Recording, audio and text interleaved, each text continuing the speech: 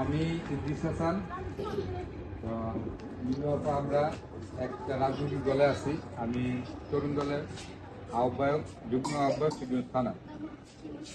তো আমাদের 12 তারিখে জাতীয় সংসদ নির্বাচন বা জাতীয় সংসদ নির্বাচনে আমরা যারা ধানের শীষে কাজ করি, ধানের শীষকে ভালোবাসি, বিএনপির দল করি, আমাদের মনোনীত প্রার্থী আজহারুল ইসলাম মান্নান সাহেব, উনি হচ্ছে সোনারগাঁয়ের লোক।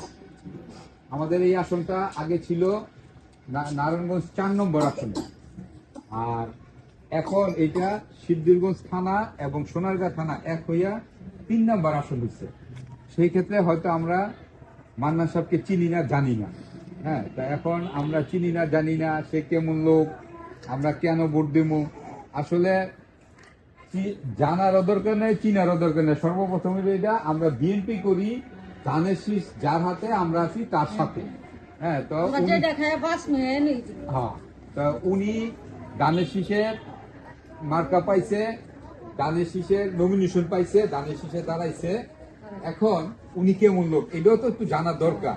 তো আমরা সরাসরি ওনার সাথে যোগাযোগ করছি, ওনার বাড়িতে গেছি, বিভিন্নভাবে ওনার সাথে কথাবার্তা বলছি।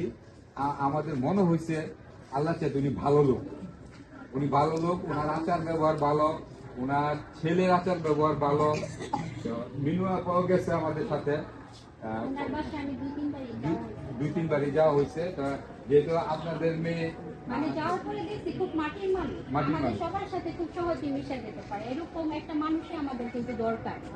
আমাদের দলের জন্য, দেশের জন্য, আমাদের এরিয়ার জন্য, নারায়ণগঞ্জবাসীর জন্য।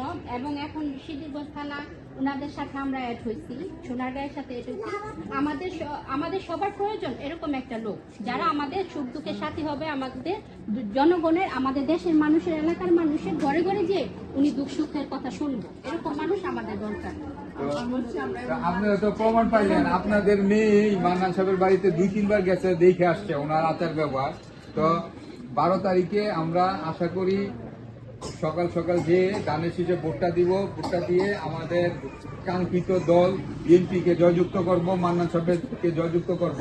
আপনারা ভোট দিবেন তো ধানের শীষে? শুধু ধানের শীষে ভোট দিবেন না, আত্মীয় স্বজন যারা আছে তাদেরকেও ভোট দিতে বলবেন ধানের শীষে। মান্নান সাহেব করবেন।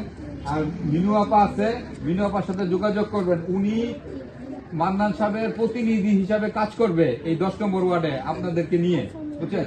আপনাদের নির্বাচনে আল্লাহ ওনারা জয়যুক্ত করাইলে যেগুলি নাকি মানুষের আছে, একজন এমপির পক্ষে সম্ভব করা, আশা করি মিনু আপার নেতৃত্বে ওই কাজগুলি আপনাদের এই 10 নম্বর ওয়ার্ডে হবে ইনশাল্লাহ। দোয়া রাখেন আপনারা মান্নান সাহেবের জন্য এবং ভোট দিয়েন। আর আত্মীয় স্বজন সবাইকে বললেন মান্নান সাহেবকে ধানের শীষে ভোট দেওয়ার জন্য।